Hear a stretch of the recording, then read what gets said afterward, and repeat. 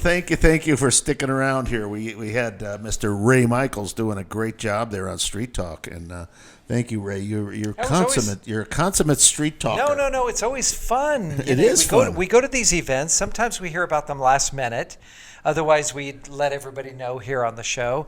But it's always nice to it's nice to meet and talk with people who are so dedicated that they will put their life aside to serve others. And I think that's so great. That's kind of the American spirit, That's what I said. Service to mankind is the best work of God, Yeah. And he looks forward to us doing that with our brothers and sisters. And I'm excited about that because, after all, we all ride this big planet. We're all on it. And did you just feel that? The tremors? No, the earth moved. Oh, the earth moved, yeah. You said we're all traveling on it, right? We're all traveling. We're travelers. Hey, did you hear? I know we didn't even talk about any of this, but I thought this was so great. So Jeff Bezos has authorized William Shatner. Oh, I did to hear go. that. Wasn't that great? If you haven't heard this, William Shatner, he's Captain James T. Kirk, James Tiberius Kirk. He's going to be going up. What do they call the rocket that Jeff Bezos I don't know does? what they call that. Do you know, Neil? Do you know? They call SpaceX. that SpaceX. Yeah, SpaceX. So he's going to go up, and he's going to be the oldest person ever to be shot into space. And the nice thing about it, he's done it 1 billion times on TV. Beam me up, Scotty. That's right. And I hope that as he's going into the capsule, that he says, "Space, the final frontier." Final frontier. Yeah. That would be pretty cool. Anyway, Ray, it was great having Kathleen. She is quite the woman. Now, how long have you known her? I really can't even remember where I met her. But I've known her for quite some time. She's Maybe always at the been, soda fountain or something? Yeah, we like I said, we dated in high school. She dated some guy, and I dated some gal. So you went on double dates together? No, not really. But I don't know. I've always been enthused about her. She's always been a very aggressive woman in terms of, I shouldn't say aggressive, dedicated is a better word. Yeah. She's been dedicated. Passionate, maybe. Passionate, dedicated to do good things for our society. And it takes a special heart to deal with, especially human trafficking, because you see things that you really should never ever especially have to see. Sex trafficking of 14-year-old girls. Yeah, 12-year-olds. You have to have a special heart to do something like that. I don't know if I'd be able to. She's very, very dedicated, and she is a super American. And she's changed the law, so she's been doing very good. And you know what? She did have, I know we mentioned it briefly, she had a lot of support from the previous administration. He was doing things that didn't really go well with the mainstream media in the swamp because they kind of want... Well, Ray, I'm not going to say they want it, but they didn't want to do anything about it, maybe. I think Donald Trump was a very kind man, personally. Now, the one thing I want everybody to know is he was a New Yorker. Now, I don't know how many of you know New Yorkers. New Yorkers are right to the point. They don't beat around the bush. When they have something to say, they say it. Just watch Cuomo give a speech. Oh, yeah. But I know when I was in a homeowners association, I had a gal that was my vice president when I was president of the homeowners association. And, oh, my God, this gal would chew me up one side and down the other. And we were on the same side. But, boy, if I messed up in any way, she let me have it. And then the next morning I'd get out and I'd have a flat tire in my car, and she'd say, "Here, you want to take my car? You can use my car today. Just drop me off at the office, and I'll." It's a certain way of communication. When Seinfeld was on, some people absolutely loved it. Some people absolutely hated it. How could they be so mean? How could they find humor in this? Mean and so loving at the same time. Yeah, it's just the way that it is. And that's the way New Yorkers are. So when you hear Donald Trump, I'm sorry, folks, but if that offended you, when you see the things that are going on now and the things that went on there, America first, Ray. We were oil independent. We had the borders under control. Unemployment was under control, right, and for all nationalities. And we finally, Americans of every stripe tended to get along well. And he moved people up. I mean, Dr. Carson was phenomenal under HUD. I mean, he was just one of the greatest directors that I think I could ever remember. Yeah. And he was a kind and loving man. There was no animosity. But they always tried to get him. But I wanted to go somewhere, Ray. Do you remember the debates the Democrats had? And it almost became folly. But the question was asked of all of them. This was early on. Is it the presidential debates? Presidential Okay, debates. yeah. Thank you for that. And one of the questions that was asked is, would you support medical care for immigrants, whether legal or not? And they all raised their hand and said yes. Do you remember that? Yeah, so yes, I do. Well, you know, somebody has to pay for those things. While America is the land of milk and honey, it doesn't preclude the fact that somebody has to pay for the milk and the honey. And it's troubling to me when I start looking at immigrants coming into this country. Now, I don't choose the word, and we'll go over this because we might have a new audience when the show started. The difference between immigrants and refugees. Mm-hmm. Refugees generally are here for a reason other than they'd like to come to America. They're trying to save their lives in some countries that are there to ruin them and destroy them and keep them as, I use the word, slaves. Well, it almost like it's a sanctuary. It's what a they used to sanctuary, do yes. in the church. You know, I'm in fear for my life, my family's life, and if we stay out here, it's imminent death. No, Right? exactly. All right. That's a refugee. Right. Okay. And an immigrant is somebody that says, hey, I'd like to go to the United States, land of opportunity. And, of course, we know those songs. I think Neil Diamond had one of the great songs. We're coming to America. Coming to America. Yeah. And so I want to just talk a little bit about one of the problems. As we get all these people that are crossing the border, and right now because of policy, there's nothing to stop them. If they want to come here, just, hey, come on over. You know, come into America. The doors are open. Just walk right on in.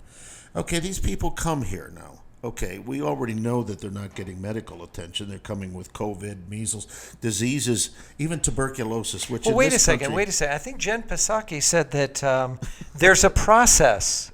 There is a process at the border. Didn't she say that? She did. Okay, so what does that mean? They say, here, come across. They say, are you Come on coming in. from over there? Okay, come on in. Thank you, Ray. That's the process. That's pretty much what it is. That's the process. So we have these people coming into our country. They're ill. They're bringing, and of course, Americans have to have a shot. But the illegals that are coming here, you can just come in with any disease because nobody's checking, and you don't need a vaccine, Ray. Dr. Fauci said it's not the people coming in from outside that's the problem. It's the Americans that are the problem. Right. The great unwashed or unvaccinated. But at any rate, so let's look at this. You come to our country, you come into our state, and you're ill.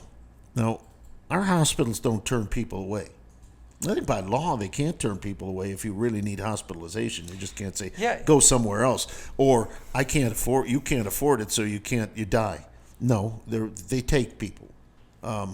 Okay, so that's one.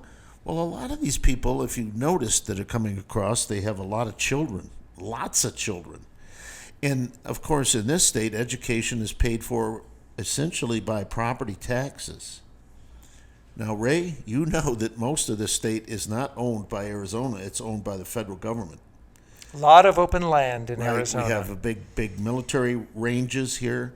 We have a lot of land that's open. It's just state parks, national parks. Yeah. We have them open. A lot of grazing lands, and so forth and so on. Those pieces of property, ladies and gentlemen, are not taxed like a large country or state. So you mean those large parcels of land don't generate the same amount of money that maybe absolutely not park or the Central Park in. That's true. So in let's take this. We're bringing sick people into the country with lots of kids. The kids need to be educated. I'm sorry, you just can't take a kid and say, "Well, you're not going to go to school. You're going to grow up dumb, stupid." And well, they need to be fed too, right? Yep. Because they don't have jobs. And then that's another issue. But I want to get back to this concept of taxation for schools. The first thing you got to say is now we've got 100,000 more students, say, in the state over a period of a couple years. How are we going to educate them? The people that own property pay the school taxes. And therefore, the burden is being placed on them on federal issues, on food, on border security, and of course, and I don't want to say that immigrants are necessarily criminals, but a lot of countries have emptied their jails and as Kathleen said, well, and sex crimes have increased 3,000%. Well, their culture may not have the same laws that we have. Things that may be acceptable back in their country may not be acceptable here. We talked a little bit about that. So I'm curious, what do you think the average age of these kids are? Just I really don't know. She mentioned about this 17-year-old boy that died of thirst, dehydration. All right, let's just say that the average age is, I don't know, 10. Okay? Yeah. So 10, you look like you're in 5th grade.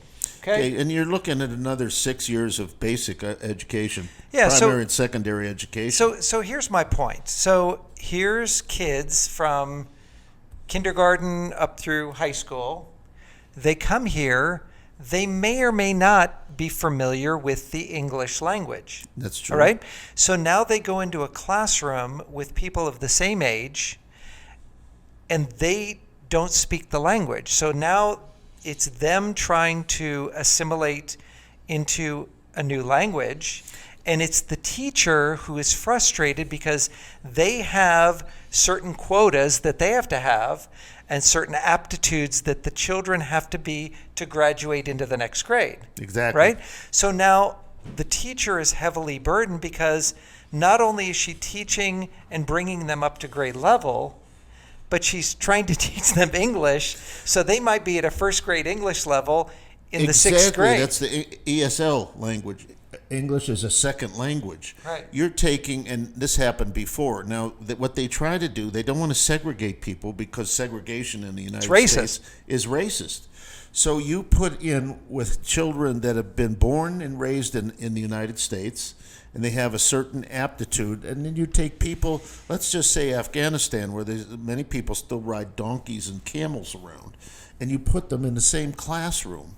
They don't understand English. What happens to the people that have excelled, that are natural Americans, and you put these people in? You've got two different learning processes. How do you move the advanced students ahead? You can't leave the others behind. So if you teach to their level, then you're bringing the others down to their level. Yeah, so something as basic as, you're born and raised in Arizona. What's the capital? Phoenix. What are some of the major cities? You have Tucson and you have Flagstaff, right? So, but somebody coming in from another country would never know that. These people have been raised a certain way. In geography, they probably know more about Latin America and the Middle East than any of us would. Absolutely. But it's just because that's the way life is. I mean, you're familiar surroundings. I find this terribly troubling, Ray, especially on the tax burden. And right now, ladies and gentlemen, we see what's going on here. $3.5 trillion the Democrats are trying to push through Congress, and they call it infrastructure, and it has nothing to do with infrastructure. It has everything to do with politics and pay off the big Have you honchos. noticed they take words that we know the definition of, but they change the definition? Right. It's human infrastructure. Yeah. Just add another name. Yeah, and the Democrats are very good at that. I mean, they pick out names that say, how are you going to be against human infrastructure? What are you, against people? You hate people, huh, Ray? You hate them? You know what's really racist? Racism. Of course. Yeah. And we see that all the time, too. But, if you get into this thing and you really look at what's going on, somebody said something the other day, and, I'm an accountant and I'm an auditor, so what I'm going to tell you, I've never done this before, but let's take a piece of paper here. You see how thin this is? Yeah. That's pretty thin. Yeah. You feel that thin? Yeah. Is that? You'll agree that's thin? Yeah. Okay, that's about the thickness of a dollar bill, right? Okay. They had a congressman, and he was a Republican, and he said, if you take a dollar, you don't put it this way, you put it this way, and you stack up $3.5 trillion, it'll go to the moon and back, almost 300,000 miles high of $1 bills is $3.5 trillion. Wow. Now imagine that, Ray. Somebody has to earn that money to pay the taxes, or What do? Crank the prices up. And what does that do? Makes the money cheap, meaningless. Inflation.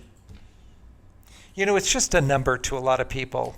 And I heard, I think it was a congressman say, look, we can't afford not to spend this money. I thought, what?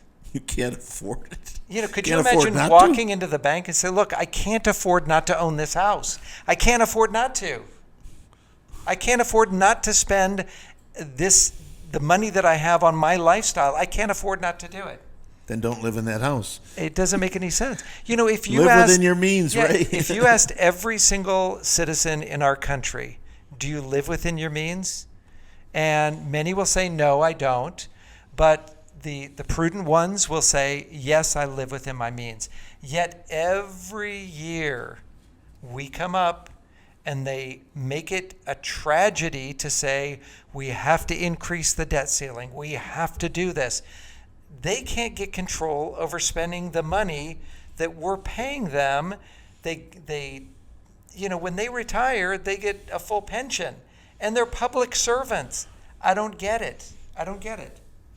It is amazing. And, the one thing right now, thank goodness, that the Democrat Party seems to have a divide that is coming across. You've got the extreme liberal side of the party, total and absolute leftists, socialists, Marxists, I don't know what you want to call them. And then you have the more moderates. Now, make no mistake, a moderate Democrat is still very, very liberal and leftist.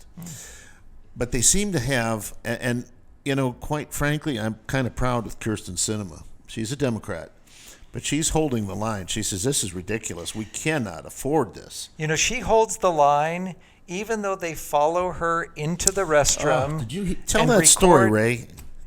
You're not going to believe what I'm going to tell you. We saw this morning. If you listen to any of the news, I'm sure that you've heard this a million times. Kirsten Sinema is a female. Okay, she's a female. She works at Arizona State. She teaches there, and some.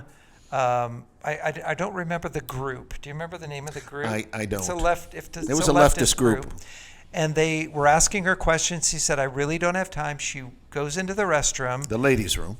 They follow her in. The men did. One of them was the lady, and she was standing there.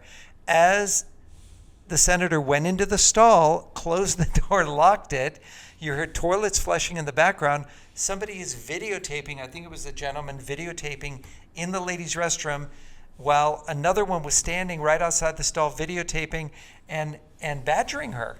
Now this is, to my understanding, it's against the law. This is a felony. Yes, it is. You can't record somebody in a restroom. You can't do this. And for some reason, they think, they meaning the far leftists, that anything goes. Yeah, that they laws don't pertain to them. That this is okay and is acceptable. And you know what? That's not the country that we live in. It's not acceptable to do that. And there's no excuse to break the law. There really isn't. So I'm hoping, because this is on video and they know exactly who it is, I'm hoping that they arrest and press charges so that this doesn't happen. You can't encourage this. And they have to. But today, you say, oh, well, they didn't know what the law was, Ray. Ignorance is no excuse for the law. And you know what? We're going to have Alex Culloden here. He's been on many times. He will be the first to tell you that ignorance is no excuse for the law. And you have to know the law, no matter where you're at, what country go. If you go to a foreign country and you break the law, they're not going to say, oh, well, we're sorry that you did something against the law. You should have known better. Ron, it goes beyond this. I mean, it is common sense that if somebody has a duty of nature, that you give them the privacy that they deserve. Especially somebody of the opposite sex, which is even going into a man going into a lady's room and videotaping. And you know what? Whether you like Kirsten Sinema or not,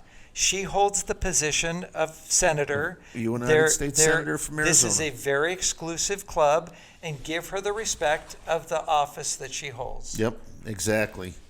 And we're going to be talking to Alexander Koladin. We've had him on many, many times. Been a sponsor of this show. You know him too, and he's very very bright young man. And we're going to be talking to him about a lot of things. Well, let's take a quick break here on Backstreet Gossip on Hub Radio Phoenix. Stay tuned. You're going to get a real earful from this gentleman. As much as he can talk, he is an attorney. So, but he won't be banging on the table. He won't be banging on the table tonight because we won't allow him in the studio. He has a tendency to go bam, bam, bam. He's very passionate. Just getting out his frustration.